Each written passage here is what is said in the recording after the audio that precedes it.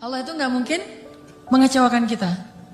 Allah sendiri kok yang berjanji, wa idza sa'alaka ibadi anni fa inni qarib ujibu da'watad da'. Itu Allah yang bilang, ujibu da'watad da'. Aku tuh dekat. Artinya berharaplah kepadaku gitu.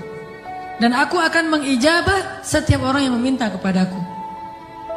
Jadi Allah sendiri yang berjanji akan menunjukkan keajaiban, mengabulkan permintaan-permintaan yang baik dari hambanya, sehingga tidak perlu kita ragu, Allah gak mungkin ngecewain kita. Begitu kita berdoa yang selaras di hati kita, yakin kepada Allah, Allah akan tunjukkan. Itu rahasia paling gampang untuk hidup bahagia, untuk sukses, untuk dapetin apa yang baik-baik yang kita harapin. Kalau kita ngandelin Allah banget dalam segala urusan, la yudayya'anallah, itu intinya. Allah nggak akan ngecewain kita. Manusia bisa banget ngecewain kita, bukan karena dia jahat. Kadang dia nggak ngecewain kita karena emang dia nggak mampu untuk memuaskan dan membahagiakan kita.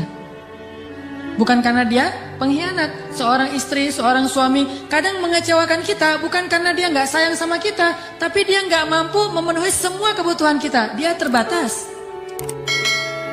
Dan justru juga banyak orang yang sengaja ngecewain kita karena dia jahat. Tapi ada juga orang baik ngecewain karena dia nggak mampu. Tapi Allah maha baik dan maha mampu. Bukan cuma maha baik. Kalau baik doang nggak mampu, ya apa bisa kita lakuin kan? Tapi kalau baik dan mampu, nggak ada batas. La haula wala quwata illa billah. Keajaiban-keajaiban yang luar biasa terjadi dalam hidup kita kalau kita mengandalkan Allah. Selaras antara lisan dengan hati kita. Andalkan Allah. Gimana caranya biar kita dapat keajaiban? Buat Allah percaya sama kita. Itu tips yang paling penting. Buat Allah percaya sama kita. Kalau Allah udah percaya, udah selesai. Kalau Allah udah radhiyallahu an, Allah udah ridha, Allah udah percaya, Allah udah mengatakan kita siddiqun. Apa itu siddiq? Orang yang benar. Berarti Allah akan tunjukkan banyak sekali kebaikan dan keajaiban dalam hidup kita. Buat Allah percaya sama kita. Sehingga Allah menyebut kita orang yang benar. Ulaika humus shadiqun. Dia itu orang yang benar. Wadhkur fil kitabi Ibrahim. Innahu kana siddiqan nabiyya. Ibrahim itu hambaku yang siddiq. Nih kisah Ibrahim yang luar biasa yang dulu sering kita baca. Ibrahim itu by the way orang mana? Orang mana Ibrahim teh? Orang Irak. Ibrahim aslinya dari Irak. Dari Basrah. Mirip dengan Imam Hasan Al-Basri, Basrah. Jadi Ibrahim itu orang Irak. Lalu berdakwah di Irak di usia 17 tahun tuh udah mulai kayak kita lah, anak ABG tapi udah hijrah. Hijrah pemikiran tapi bukan hijrah dari dosa kepada yang baik. Hijrah pemikiran. Dari awalnya mikirnya macam-macam, agak liar gitu. Wah ini Tuhan saya, yaitu matahari. Ini Tuhan saya, yaitu bulan. Ini Tuhan saya, yaitu bintang. Kan liar ya. Sampai akhirnya ini semuanya tenggelam. Tuhan saya adalah pencipta semua ini. Dan di usia segitu beliau ditaruh di dalam api dan yakin banget kepada Allah. Dia punya seorang ayah namanya Azar. Azar ini seniman nyeleneh. Kalau seniman doang masih mending kan? Ini udah seniman nyeleneh. Kalau seniman doang dia dengan artnya, dengan seninya itu hak dia. Tapi ketika dia nyeleneh, gimana? Dia membuat patung lalu menyuruh orang untuk menyembah patung buatannya. Dan dia juga tokoh agama yang ngajarin cara nyembah patung buatannya, ngajarin doa-doanya, sehingga orang menyembah patung buatan Azar. Lalu dia punya kedudukan di sisi rajanya, Namrud. Sehingga ketika anaknya berdakwah di sana, kedudukan Azar ini terancam. Akhirnya dia diusir. Ibrahim diusir dari Irak, disuruh pergi atau dibunuh. Akhirnya berangkatlah Ibrahim bersama 2 orang. Satu istrinya yang terkenal sangat cantik. Sampai para ulama mengatakan, belum pernah Allah menurunkan seorang wanita cantik di muka bumi secantik Sarah. Itu perempuan paling cantik yang pernah ada di muka bumi. Kalau yang paling sempurna, Asia, Maryam, Khadijah, Fatimah. Tapi kalau yang cantiknya kayak Nabi Yusuf, itu Sarah tuh. Kalau laki-laki ganteng, Yusuf. Kalau perempuan cantik itu Sarah. Simbol kecantikan perempuan di muka bumi. Bukan siapa yang di Mesir teh? Cleopatra. Cleopatra kalau di film-film mah agak-agak hitam ya. Kurang menurut saya mah.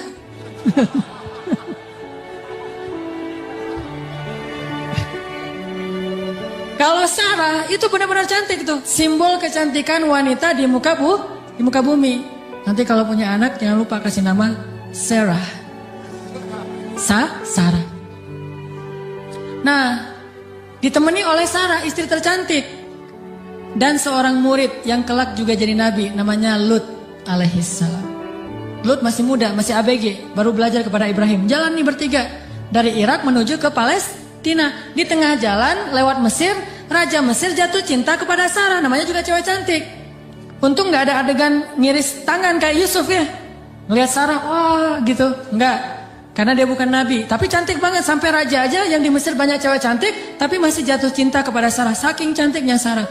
Begitu tahu Sarah adalah istrinya Ibrahim, akhirnya raja jadi segan, nggak berani, soalnya Ibrahim terkenal dengan kebijaksanaannya, kearifannya, ilmu yang luas. Sehingga lama-lama malah rajanya merasa takjub kepada Ibrahim. Karena tahu ilmu Ibrahim yang sangat banyak. Ini menurut sebagian riwayat. Ini riwayat yang terakhir saya baca, ternyata yang paling kuat. Akhirnya raja ini menitipkan salah satu putrinya kepada Ibrahim yang kita kenal dengan nama Hajar. Ternyata Hajar itu menurut sebagian ulama, ini penelitian terakhir, bukan budak Mesir. Hajar itu putri raja. Raja ini punya puluhan anak dari banyak istri karena mereka tidak ada syariat, tidak ada 1, 2, 3, masna wa thulatha wa ruba. Adanya asyarah, isyrun, salasun, 10, 20, 30. Istrinya banyak gitu. Sehingga anaknya ratusan. Salah satu di antara anaknya yang perempuan, putrinya namanya Hajar. Dan Hajar ini putri kesayangan Raja Mesir. Dititipin kepada Ibrahim untuk jadi apa? Nyantri di rumah Ibrahim, belajar kebijaksanaan dari Ibrahim. Dititipin nih.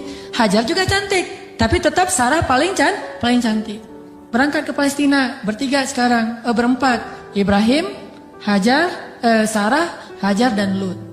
Sampai di Palestina sekian tahun, Ibrahim gak dikaruniai anak dari Sarah. Akhirnya Sarah karena merasa tidak tega kepada suaminya, dan suaminya sangat menginginkan anak laki-laki untuk meneruskan dakwahnya, Sarah nawarin kepada Ibrahim, Kang Ibra, wes. Kang Ibrahimovic kalau orang ya, kalau bola teh. Kang Ibra, apa neng? Ini Akang serius mau punya anak? Ya serius satu neng. Siapa juga yang nggak mau punya anak? Ini mah kalau disundakan. Gimana kalau Akang nikah lagi? Tuh neng jangan canda tuh neng gitu. Malu-malu gitu ya. Ini senangnya dicerita yang gini-gini nih. Padahal saya bukan mau ngomongin ini ya, tentang la haula wala quwata illa billah, cuman agak-agak banyak gimmicknya. Jangan bercanda, udah nggak usah ngomong yang gitu-gitu, nggak lucu. Ini emang nggak lucu kan, serius. Sambil menitikkan air mata ya. Enggak. Terus maksudnya gimana? Gimana kalau dengan Hajar? Hajar udah belajar lama dengan Ibrahim dan udah ketahuan oleh Sarah, Hajar ini perempuan yang soleha, yang baik, yang bijaksana, cocok insya Allah untuk Ibrahim, dan dia lebih muda jauh. Akhirnya Nabi Ibrahim meminta petunjuk dari Allah. Kalau di kita mah sholat galau teh ya, istikharah. Sholat galau dulu. Kalau dulu Nabi Ibrahim minta petunjuk Allah, akhirnya Allah menyetujui. Ya udah, Sarah udah dapat petunjuk dari Allah. Gimana jawaban Allah? Ya aku sih terserah kamu. Atau aku sih yes, nggak tahu kalau kamu gitu ya. Ya udah kalau Mas Anang yes, saya juga yes gitu. Akhirnya yes, nikah nih sama Hajar. Udah nikah sama Hajar, langsung Hajar mengandung anak Ismail. Maka kami berikan kepada dia Ismail, anak yang ghulaman halima. Anak gulamun halim, anak yang sangat lemah lembut dan cerdas dan perasaannya peka gitu. Itulah Ismail. Sangat sabar. Punya Ismail kecil, namanya calon nabi kan ganteng. Nih, by the way lagi ya, nggak ada nabi yang jelek. Semua nabi itu keren. Maka insya Allah dai-dai juga para pewaris nabi harus keren. Ini maksudnya apa sih? Nabi itu semuanya keren gitu ya. Jadi jangan pernah ngebayangin ada nabi yang biasa-biasa aja, tua, jelek. Semua nabi itu keren karena dia dutanya langit. Kita duta produk aja cari artis yang paling keren kan? Apalagi Allah nyari dutanya langit. Keren. Ismail kecil tuh udah luar biasa. Aura kenabiannya itu udah kelihatan. Sehingga akhirnya membuat Sarah, ini mungkin ada benarnya juga. Kata orang dulu, kalau pengen punya anak, maka suaminya suruh nikah lagi, punya anak, nanti kepancing. Yang pertama akan punya anak. Ternyata Sarah akhirnya hamil juga kan? Nah, Ismail kecil. Ibrahim senang banget punya anak laki-laki. Digendong-gendong kayak Nabi Muhammad aja. Naik ke atas punggungnya, dibawa kemana-mana, dibangga-banggakan kepada orang. Ini anak saya laki-laki. Ismail, anaknya Hajar, segala macam. Dan banyak tetangga memuji-muji Hajar. Nah ini nih, masalahnya bukan di suami istri, tapi di tetangga. Yang bikin istrinya cemburu. Sarah mah pasti awalnya niatnya baik, nggak akan cemburu. Tapi gara-gara tetangga, Hajar hebat ya, udah punya anak ganteng, mirip banget dengan Hajar, gitu-gitu. Akhirnya Sarah kan jadi panas juga lama-lama tuh. Nah wajar, akhirnya Sarah mengusulkan, janganlah tinggal dengan serumah dengan saya udah nggak tahan. Hening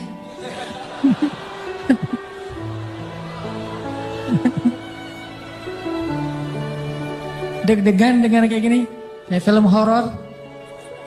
Kata Sarah, wahai, lupa, bukan wahai, Kang Ibra, Neng teh udah nggak tahan serumah sama Hajar. Kenapa tuh Neng? Ya semua tetangga muji-muji Hajar. Aduh, Neng teh apa itulah? Oh ya udah, minta lagi petunjuk Allah. Akhirnya Allah kasih perintah. Perintahnya apa? Pindah rumah. Tapi nggak tanggung-tanggung. Pindah kota, pindah negara. Dari Palestina ke Saudi Arabia. Dulu namanya Bakkah. Wahai Ibrahim, bawa Hajar dan anakmu ke sebuah lembah Bakkah. By the way, perjalanan dari Palestina ke Mekah butuh waktu 2 jam naik pesawat. 2 jam naik pesawat itu kurang lebih dari Jakarta ke Medan. Atau Jakarta Surabaya. Tapi Ibrahim tidak naik pesawat, tidak naik buruk, tidak naik onta, gak naik kuda, jalan kaki. Apakah Hajar protes? Kemana Kang Ibra? Pokoknya ikut aja lah, gitu. Oh iya, udah ikut aja. Gak pernah nanya kemana, nih saya aja tadi nanya. Gak pernah nanya kemana ya Ibrahim, gak. Kata Ibrahim, ya Hajar dapat perintah dari Allah, kita ke lembah Bakkah. Ikut, ya sami'na wa ata'na. Gak pernah nanya kemana, gak pernah naik apa, terus bekalnya gimana, terus gak ada rest area di mana aja, di kilometer berapa. Nggak, udah aja jalan gitu. Coba bayangin suami bawa istri, kadang-kadang kesasar muter-muter, istrinya langsung, wah papa gak tahu jalan, pakai ini atau GPS. Gak sabar ya. Atau suami ngajak jalan kemana gitu, udah mama turun di mall ini aja, nanti dijemput lagi gitu kan. Minta dijemput di mall. Kalau Hajar, enggak. Mau naik apa, kemana, sami'na wa ata'na kepada suami. Ini supaya Allah percaya sama Ibrahim dan Hajar. Jalan, kira-kira dari dari Jakarta ke Surabaya jalan kaki berapa lama? Atau naik skateboard aja deh. Jalan kaki berapa lama? Tebak aja deh, 1 bulan ya. Perjalanan 1 bulan. Gak ada rest area sama sekali. Makanannya apa yang dibawa sebagai bekal? Roti keras yang kalau dimakan itu harus direndam dulu dengan air. Saking kerasnya roti supaya awet gitu. Jadi kalau udah sampai di oasis kecil, Nabi Ibrahim turun duduk bersama istrinya, bersama bayinya, rendam roti dulu sambil ngobrol-ngobrol.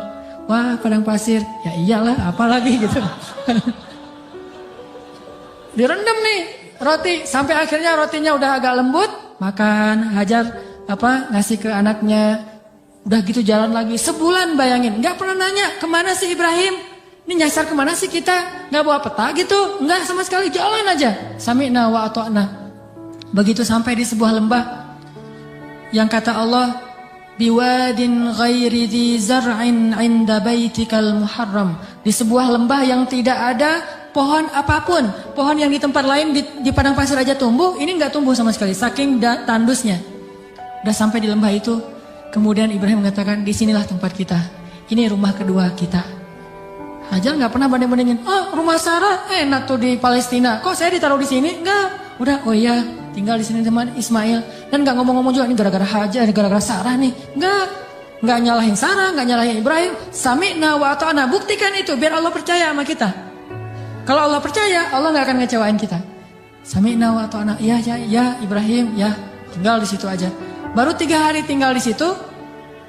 Akhirnya Ibrahim mengatakan di satu pagi, ya Hajar, aku harus kembali ke Palestina. Baru di situ Hajar tanya, setelah sebulan gak nanya apapun, taat aja. Baru ketika mau ditinggal di lembah yang gak ada air sama sekali, cuma ada air di dalam tempat dari kulit yang mereka punya, dan itu hanya bertahan 1 hari lagi. Tiba-tiba Ibrahim bilang mau pergi ke Palestina lagi. Baru di situ Hajar bertanya dengan lembut sekali, ya Ibrahim, kenapa kamu meninggalkan kami di sini? Nanyanya gitu. Mendengar pertanyaan ini Ibrahim gak tega dan langsung pergi. Gak menjawab, gak ngeliat, pergi aja. Melihat suaminya pergi, anaknya lagi digendong. Ibrahim Hajar gak pernah mengatakan kamu tega sama saya. Kalau kamu tega sama saya minimal jangan tega dong sama bayi saya. Sinetron banget ya. Ini sama bayi saya nih, bayi kita Ibrahim. Ini hasil cinta kita berdua gitu kan. Enggak sama sekali, gak baper lah. Iman tuh mengalahkan baper. Ya Ibrahim, kenapa engkau tinggalkan kami di sini? Cuma sesingkat itu pertanyaannya, lembut lagi tuh, dan gak marah-marah. Pokoknya kalau kamu pergi, jangan balik lagi. Gak gitu. Ibrahim gak tega, akhirnya Ibrahim jalan aja. Begitu agak jauh Ibrahim jalan, baru Sarah nanya dengan pertanyaan yang benar.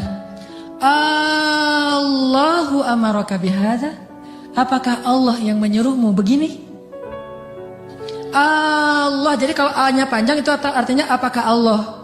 Kalau Allahnya pendek berarti Allah aja. Jadi kalau kita azan jangan Allahu Akbar, Allahu Akbar. Apakah Allah Maha Besar? Itu salah ya. Makanya A-nya jangan kepanjangan, kecuali bertanya. Allah, A itu apakah? Makanya Hajar bilang Allahu amaraka bihadza? Apakah Allah yang menyuruhmu begini ya Ibrahim? Baru Ibrahim berhenti dan mengatakan ya. Ini setelahnya kalimatnya powerful banget. Apa kata Hajar? Idzan la yudayyi'anallah. Kalau gitu pergilah wahai suamiku, Allah gak akan mengecewakan kami. Coba. Baru Allah percaya sama Hajar. Kalau gitu pergilah suamiku, Allah gak akan mengecewakan kami. Jadi kita, Mah, Papa pergi dulu ya. Papa baru datang pergi lagi. Gak usah dijawab. Langsung aja nyalain kendaraan. Nanti istri akan nanya, "Pak, Allah yang nyuruh Papa pergi." Gitu. Baru dijawab. Kalau dia nggak nanya gitu, berarti pertanyaannya salah. Jadi jangan dijawab. Udah jangan nyalain kendaraan deh. Pakai helm. Gereng. Ujung-ujungnya baru nanti dia SMS. "Pak, kemana Pak? Allah yang nyuruh Papa pergi ya." Baru kita bilang, "Bener Mah, Allah yang nyuruh." Yaitu untuk ta'lim. Kan Allah yang nyuruh kan? Ta'lim. Oh kalau gitu pergilah Pak. Selama-lamanya.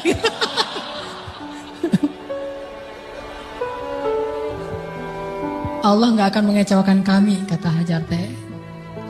Idzan la yudayyi'anallah. Kalau gitu Allah tidak akan mengecewakan kami. Itu kata kuncinya tuh. Dan itu gak ngomong dengan gombal ke Allah. Allah Maha tahu isi hatinya Hajar radhiyallahu anha. Makanya Allah percaya banget sama Hajar. Akhirnya pergilah Ibrahim. Gak ngomong, "Ya suamiku jangan lupa kirim SMS ya. Udah sampai di mana kan khawatir gitu. Jangan lupa kirimin bekal setiap bulan 10 juta aja, nggak usah banyak-banyak." Nggak ada bekal. Tahu berapa lama Ibrahim meninggalkan Hajar di situ? 13 tahun. Nggak ada kabar, nggak ada apa-apa. 13 tahun. Kalau kita mah baru keluar 13 jam mungkin. Wah udah curiga nih. Gak pulang-pulang 13 jam. Jangan-jangan pingsan lagi. 13 tahun gak pulang-pulang. Hajar ditinggalkan dengan air hanya bertahan 1 hari aja. Udah gitu Hajar gendong anaknya Ismail tinggal di situ berdua aja di tengah padang pasir. Gelap banget kalau malam dingin, kalau siang panas banget. Dinginnya itu saya karena lama tinggal di padang pasir. Gini-gini saya ini orang padang pasir ya. Jadi kalau malam dinginnya tuh sampai kayak jarum nusuk-nusuk ke kulit. Itu di padang pasir. Dinginnya malam. Kalau pagi, kalau siang panasnya itu kayak kita dibakar. Ekstrim. Bawa bayi. Hari pertama masih aman, masih bisa minum, rotinya direndam. Hari kedua habis air, Ismail menangis. Panik kan? Ini gimana nih? Air cari di mana? Lari-lari yang kita tahu. Naik ke atas bukit. Di mana ada burung yang kalau ada burung berarti pertanda ada air. Nggak ada burung, tapi ngelihat genangan air, turun lari. Karena pengen mendapatkan air buat anaknya yang masih kecil. Sayang banget sama Ismail. Pas turun lari ternyata nggak ada apa-apa. Naik lagi ke bukit berikutnya yang namanya Marwah. Turun mondar-mandir. Kenapa sampai 7 kali di tempat yang sama? Saking paniknya. Ismail terus dari kejauhan terdengar suaranya menangis. Pas Hajar sampai di bukit Marwah, suara tangisan itu hilang. Mulailah Hajar was-was dan khawatir. Jangan-jangan Ismail sudah meninggal karena kehausan. Akhirnya Hajar berlari ke arah Ismail. Ketika dia mendekat, dia melihat seorang laki-laki bertubuh yang gagah gitu. Dia pakai baju jubah berwarna putih, dia pakai sorban berwarna putih, seperti saya pulang dari masjid. Malaikat, kalau ini malaikat beneran. Kalau tadi kata anak kecil, oh malaikat lewat gitu. Kalau ini malaikat beneran. Dan dia memberi minuman kepada Ismail. Dialah Jibril alaihissalam. Tapi Hajar kan nggak tahu itu Jibril. Dikirain orang yang mau perdagangan manusia atau apa gitu. Datang Hajar ke arah Ismail. Tiba-tiba laki-laki itu menghilang. Namanya juga malaikat, tling gitu aja hilang gitu. Udah hilang, dilihat di bawah kaki Ismail ada mata air yang kita sebut Zam-Zam. Minumlah, mulailah peradaban di situ. Dan Zam-Zam ini mata air paling ajaib di dunia. Paling berkah, seberkah susu ibu kepada anaknya. Kenapa saya bilang berkah? Dia keluar sesuai dengan kebutuhan. Ketika jamaah haji ramai di kota Mekah sampai 3 juta orang, mereka tidak kekurangan air Zam-Zam. Masing-masing minum, setiap datang ke masjid minum Zam-Zam. Pulang dari masjid minum Zam-Zam. Pulang ke kampung halaman bawa Zam-Zam 1 liter, 5 liter, 10 liter. Kan? 3 juta orang tapi nggak pernah kurang dan nggak pernah kering air Zam-Zamnya. Keluar terus untuk 3 juta orang.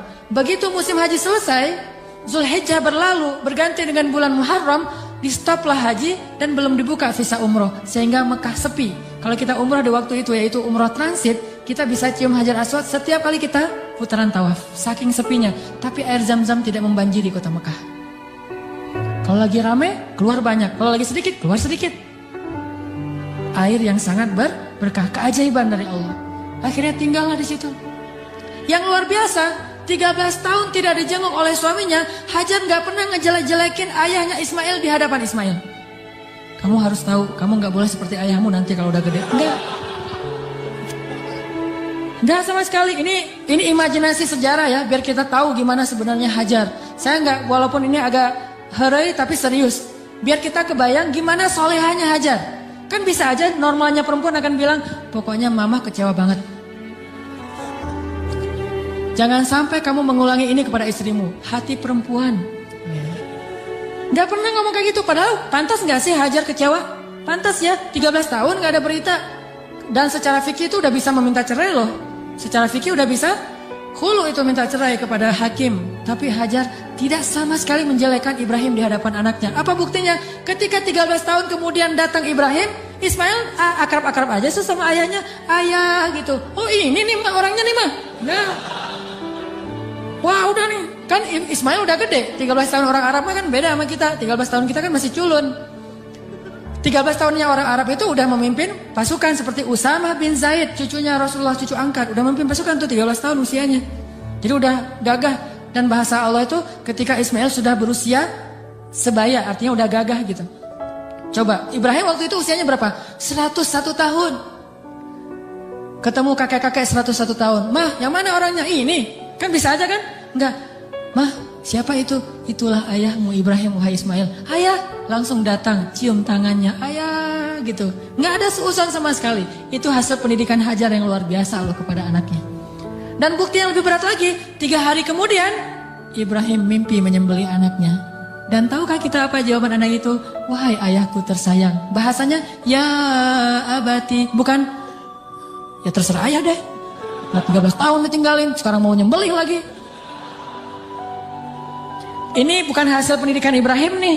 Ini anak hasil pendidikan Hajar banget nih. Bukan Ibrahim yang mendidik dia, tetapi Hajar. Ibrahim mendoakan dia. Pelajarannya apa? Pendidikan anak yang paling berpengaruh itu dari ibu. Tapi doa adalah dari Rabbi habli minas solihin. Ibrahim yang mendoakan dia dari langit. Hajar yang mendidiknya di bumi. 13 tahun akhirnya kata dia, "Ya abati, wahai ayahku tersayang, if'al ma tu'mar, lakukan apa yang diperintahkan kepada ayah. Satajiduni insyaallah minas sabirin, akan engkau dapati aku termasuk orang yang bersabar." Jadi nggak mau nyusahin ayahnya dalam menjalankan perintah Allah. Dia tahu ayah yang nabi, jadi jangan sampai ayah saya susah gara-gara saya yang nggak rela. Saya rela banget wahai ayah, yang penting ayah taat sama Allah, saya akan bersabar wahai ayah. Coba kalau Ismail bilang, apa nggak salah ya? Kok mimpinya aneh-aneh gitu? Pasti godaan setan deh, gitu kan? Atau yang lebih ekstrim lagi, ayah tega, udah ninggalin mama sekarang mau nyembelih saya. Wah, ini bener nih ayah nih. Pasti nih bukan nabi dan segala macam. Enggak marah-marah sama ayahnya. Udah aja sami'na wa ata'na. Ismail lah gitu. Anak seorang siddiq, anak seorang ibu yang siddiqah, anak seorang ayah yang siddiq, dan melahirkan anak juga yang siddiq. Dan itu bukan basa-basi ya, benar-benar dibawa ke sebuah jabal kurban namanya bukit di daerah Arafah. Di sana Ibrahim udah mengasah parang, golok. Ketika ngeliat golok, Ismail nggak bilang, ternyata serius ya? Kirain tadi main-main gitu. Enggak, serius. Ismail tahu, udah ditidurkan Ismail. Sebelum ditidurkan Ismail curhat dulu sama ayahnya. Ya ayah, ya abati. Abati itu panggilan lembut. Kalau yang biasa ya abi. Jadi kalau kita bilang abi itu biasa. Kalau mau lebih lembut, abati, itu lembut banget. Wahai ayahku tersayang. Ya abati. Supaya ayah tidak berat hati dalam melakukan perintah ini, tolong tutuplah wajah saya, biar ayah nggak ngelihat wajah saya. Takut kasihan. Oh ya, ditutup. Wahai ayah, tutup tubuh ayah dengan kain supaya darah saya tidak mengenai baju ayah dan dilihat oleh ibu. Nanti ibu jadi sedih. Ditutup. Wahai ayah, sampaikan salam saya ke ibu. Saya sayang sekali kepada ibu. Coba gimana hati seorang ayah? Terakhir, ayah, tajamkan pisau itu supaya memudahkan saya. Berarti yakin banget kan? Gak ada sama sekali kepikiran oleh Ismail, tenanglah ntar diganti dengan domba. Gak kepikiran. Itu mah kita yang udah yakin karena udah baca buku. Dan salah lagi baca bukunya. Buku yang kita baca tuh Ismail tiba-tiba berubah jadi domba. Terus Ismailnya kemana? Kan gitu kan bukunya? Padahal gak gitu. Ismailnya dibangunkan, dombanya keluar dari bukit terus disembelih. Bukan Ismail berubah jadi domba, tetap aja anaknya. Cuma dari kutuk jadi domba kan? Saya kayak maling kundang. Enggak, itu mah salah dalam catatan buku sejarah. Ya ayah, sampaikan salam saya ke ibu ya. Dan tolong jangan ceritakan ini dulu kepada ibu. Padahal dia tahu ibunya soleha banget dan kuat banget. Akhirnya ditaruhlah golok itu di leher Ismail. Dan Ibrahim mengatakan Bismillah ya Allahu Akbar. Mau ditarik tuh. Yakin dan Allah tahu isi hati Ibrahim. Mau ditarik, Ismail udah pasrah aja. Udah ini terakhir kali saya hidup di dunia. Baru ketemu 3 hari dengan ayah saya. Pas mau ditarik, Allah tahan tangannya Ibrahim seperti orang stroke, gak bisa gerak gitu. Baru Allah berfirman, Ya Ibrahim, qad saddaqatar ru'ya. Engkau sudah membenarkan perintah. Allah udah percaya sama Ibrahim sekarang. Ditahan. Akhirnya kata Allah, angkat Ismail. Ini adalah bala'ul mubin. Inilah ujian yang berat untuk melihat siapa yang benar-benar beriman. Gitu cara Allah percaya sama kita. Lewat ujian hidup kita, lewat masalah-masalah kita. Apakah kita masih yakin sama Allah? Sampai ke titik darah penghabisan masih yakin sama Allah? Justru di titik itulah nanti Allah percaya sama kita. Allah ganti semua musibah itu sebagai rahmat. Allah kasih dia seekor domba yang sangat besar. Dan kelak itu menjadi syariat yang sangat indah bagi kaum muslimin. Diabadikan sepanjang masa, ribuan tahun dikenang. Ini bukti. Maka buat Allah percaya sama kita, maka Allah gak akan mengecewakan kita.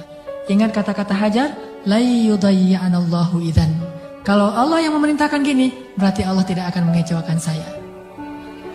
Cukuplah Allah yang menyuruh kita, yakin Allah gak akan ngecewain kita. Udah setelah itu hasbunallah, la haula wala quwata illa billah, tawakkaltu 'ala Allah, aslamtu ilallah, dan seterusnya. Insyaallah kita akan melihat keajaiban. Itu aja teman-teman yang dirahmati Allah. Mudah-mudahan kita menjadi orang yang bisa selalu mengandalkan Allah dalam hidup kita. Sampai Allah percaya sama kita, lalu Allah menunjukkan keajaiban dalam setiap urusan kita. Marilah kita tutup dengan berdoa. Semoga ilmu yang sederhana yang baru kita dapatkan. Ya Allah, segala kebaikan ada di tangan-Mu ya Allah. Ya Allah, Engkaulah yang maha pemurah ya Allah. Ya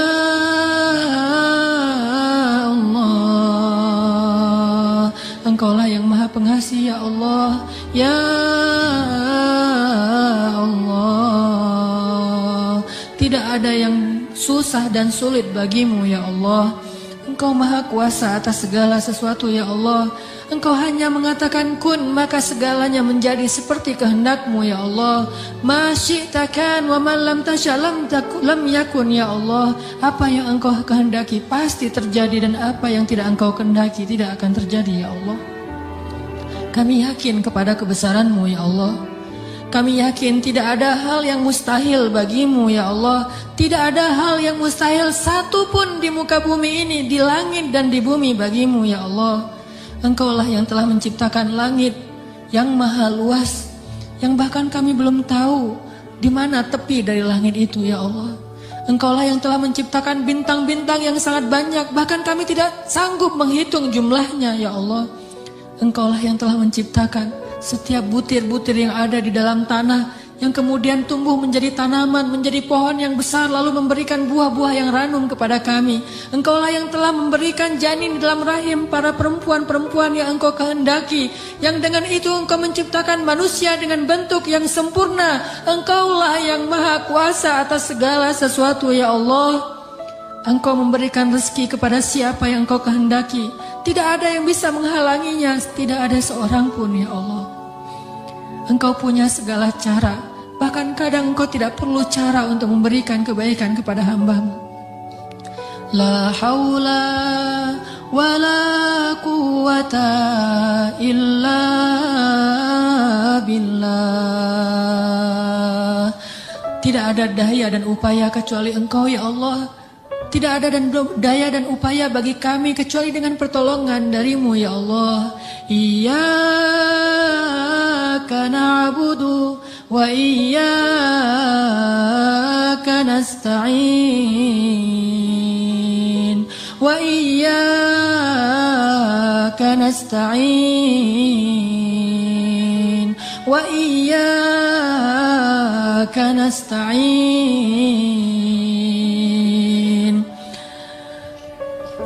Ya Allah, sesungguhnya salat kami, ibadah kami, ruku dan sujud kami, hidup kami persembahkan untuk-Mu ya Allah.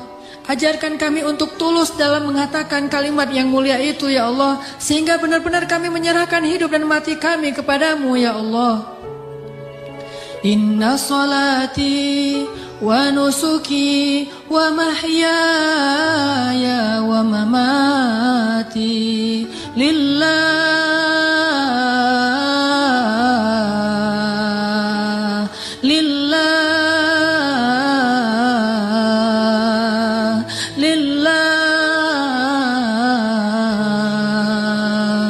wa mahyaya wa mamati lillahi rabbil alamin. Ya Allah ya Arhamar Rahimin, kuatkanlah hati kami dalam keimanan ya Allah. Kami tidak tahu bagaimana keadaan kami di akhir hayat kami nanti. Bisa jadi saat ini kami menjadi orang-orang yang dekat kepadamu, tiba-tiba di akhir hayat kami menjauh darimu, dan tidak ada yang bisa menyelamatkan kami hari itu kecuali Engkau ya Allah. Bisa jadi sekarang kami rajin ke masjid, sholat berjamaah, tetapi di akhir hayat kami berputus asa sehingga kami meninggalkan panggilan-Mu ya Allah. Kami berlindung kepadamu ya Allah dari kelemahan diri kami sendiri ya Allah. Kami tahu Nabi-Mu pernah bersabda, bisa jadi seseorang sepanjang hidupnya beramal solih, amal ahli surga sampai jaraknya dengan surga hanya sejengkal saja, tetapi berlalulah ketetapan yang lain sehingga dia mati dalam keadaan syirik dan kufur dan masuklah dia ke neraka. Kami berlindung kepadamu dari keadaan orang seperti itu ya Allah. Tidak ada yang bisa menjamin kami selamat. Bukan ibadah kami, bukan sholat, bukan sujud, bukan rukuh kami, bukan kesolehan kami. Bahkan orang yang paling soleh seperti seorang laki-laki Bani Israel bisa kufur dan akhirnya su'ul khatimah di akhir hayatnya ya Allah. Hanya Engkau yang bisa menjamin akhir hayat kami ya Allah. Kami belum merasa aman meskipun sekarang kami bersyukur mendapatkan hidayah untuk berhijrah. Tetapi tidak ada yang menjamin kami bisa istiqomah seperti ini sampai akhir hayat ya Allah. Ya muqallibal qulub, ya muqallibal qulub, tsabbit qulubana. Wahai yang membolak-balikan hati, tetapkanlah hati kami dalam keimanan ya Allah. Tetapkanlah hati kami dalam keimanan ya Allah sampai akhir hayat kami, agar kami bisa menutup usia kami dengan kalimat la ilaha illallah, dan hanya itulah jaminan bagi kami untuk selamat di akhirat ya Allah. Ya Arhamar Rahimin, kami kadang pernah melihat saudara-saudara kami yang Engkau uji dengan sakit yang amat berat, dan mereka bersabar menghadapi ujian itu. Mereka miskin, lalu Engkau uji dengan sakit yang bahkan banyak para dokter mengatakan mungkin tidak akan sembuh lagi, dan mereka hampir tidak punya harapan untuk sembuh, tetapi mereka bersabar dan ridho dengan ketetapan-Mu. Lalu kami menyadari, bagaimana jika kami yang Engkau berikan ujian seperti itu? Apakah kami akan sabar atau kami akan berputus asa ya Allah? Ketika kami harus merasakan sakit 24 jam dalam sehari yang luar biasa rasanya, apakah kami akan bersabar atau kami berputus asa sehingga kami datang kepada para dukun atau akan bunuh diri dalam keadaan kufur ya Allah? Tidak ada yang menjamin kami akan kuat pada hari itu kecuali Engkau ya Allah. Wahai yang menggenggam hati hamba-hambanya, genggam eratlah hati kami dalam kasih sayang dan hidayah-Mu ya Allah. Kami berserah diri kepadamu ya Allah. Ya Arhamar Rahimin, jangan biarkan kami tergelincir ketika kami mendapatkan ujian-ujian yang sesungguhnya ujian itu agar Engkau percaya kepada keimanan kami. Sadarkanlah kami selalu, agar kami selalu percaya bahwa ujian adalah agar kami membuktikan keimanan kami kepadamu, sehingga kami bisa bertahan dalam ujian itu ya Allah. Kuatkanlah kesabaran kami ya Allah. Lapangkanlah dada kami ya Allah. Bimbinglah fikiran kami agar selalu berhusnuzon kepadamu dan kepada hamba-Mu ya Allah. Ya Arhamar Rahimin, bantulah kami dalam segala masalah kami ya Allah. Engkaulah yang maha pemberi rezeki, limpahkanlah rezeki yang halal bagi kami ya Allah. Tidaklah kami meninggalkan pekerjaan yang menurut syariat agama-Mu itu haram, kecuali karena kami takut kepadamu ya Allah. Dan kami yakin Engkau menyediakan yang lebih baik setelah kami berhijrah dari pekerjaan yang haram itu ya Allah. Kami percaya dan yakin. Maka tunjukkanlah keajaiban kepada kami. Beri kami rezeki yang lebih baik setelah kami meninggalkan yang syubhat. Ya Arhamar Rahimin, di antara kami ada yang berharap sekali Engkau anugerahkan keluarga yang menyejukkan mata. Anugerahkanlah keajaiban kepada kami. Berikan kepada kami pasangan-pasangan yang menyejukkan hati kami. Mungkin kami mencintai seseorang karenamu, tetapi dia tidak tahu tentang perasaan kami. Beritahu kepadanya ya Allah, karena tidak tahu bagaimana cara kami mendekatinya kecuali mendekat kepada Rabb-Nya ya Allah. Engkaulah Rabb hati segala makhluk-Mu ya Allah. Ya Allah, jadikanlah kami termasuk orang-orang yang Engkau bimbing perasaannya agar selalu mencintai yang Engkau cintai ya Allah. Ya Arhamar Rahimin, anugerahkanlah juga untuk kami. Jika di antara kami ada yang sedang sakit, beri kami kesabaran dan kesembuhan ya Allah. Jika di antara kami ada yang telah wafat, maka rahmatilah saudara kami yang telah kembali kepadamu ya Allah. Ya Arhamar Rahimin, ampunkanlah dosa ayah dan ibu kami ya Allah. Bagaimanapun juga, karena jerih payah, keringat, darah, air mata mereka, kami tumbuh menjadi orang yang seperti sekarang ini ya Allah. Menjadi orang yang insya Allah dengan seizinmu menjadi orang yang bahagia ya Allah. Karena perjuangan orang tua kami lah akhirnya kami bisa hidup layak ya Allah. Walaupun kami sering mengkufur dan mengingkari kebaikan orang tua kami ya Allah. Ya Arhamar Rahimin, kami tidak sanggup membalas kebaikan orang tua kami. Kami hanya mampu mendoakan kebaikan untuk mereka ya Allah. Ampunkanlah dosa ibu kami ya Allah. Ampunkanlah dosa ayah kami ya Allah. Ampunkanlah dosa guru-guru kami ya Allah. Ampunkanlah dosa pasangan kami, suami dan istri kami ya Allah.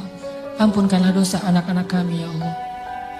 Ya Arhamar Rahimin, tunjukkanlah mujizat-Mu untuk kaum muslimin di Gaza. Tunjukkanlah mujizat-Mu untuk kaum muslimin di Palestina. Tunjukkanlah pertolongan-Mu seperti Engkau menolong Ahlu Badar dengan menurunkan ribuan malaikat kepada kaum muslimin di Suriah ya Allah. Tidak sulit bagimu untuk menolong saudara-saudara kami yang ada di Suriah. Senjata-senjata orang kafir tidak ada apa-apanya dibandingkan kebesaran-Mu ya Allah. Kami percaya kepada kemahagunan dan kekuatan-Mu yang tidak ada bandingannya ya Allah. Engkau dengan mudah menghancurkan pasukan Ahzab. Engkau dengan mudah membobol benteng-benteng Konstantinopel. Engkau dengan mudah menghancurkan orang-orang kafir di padang Badar. Engkau dengan mudah menghancurkan benteng-benteng Yahudi di Khaybar. Mudah bagimu ya Allah. Sangat mudah bagimu untuk menghancurkan orang-orang yang memusuhi kaum muslimin. Tapi kami sadar, jika Engkau memberikan ujian kepada kaum muslimin hari ini, sesungguhnya Engkau menginginkan agar kami menunjukkan persaudaraan di antara kami, agar kaum muslimin yang ada di Indonesia berempati dan mereka mau membantu saudaranya di Palestina, Suriah, Irak, Yaman, dan seluruh dunia ya Allah. Engkau ingin menghubungkan hati-hati kaum muslimin dengan ujian ini, kami tahu ya Allah. Tetapi kami tetap berharap bantuan dan kasih sayang-Mu ya Allah. Sadarkanlah kaum muslimin. Mungkin tidak banyak berita yang menyiarkan tentang keadaan saudara kami di Suriah. Tetapi hati kami tidak tertutup untuk mereka ya Allah.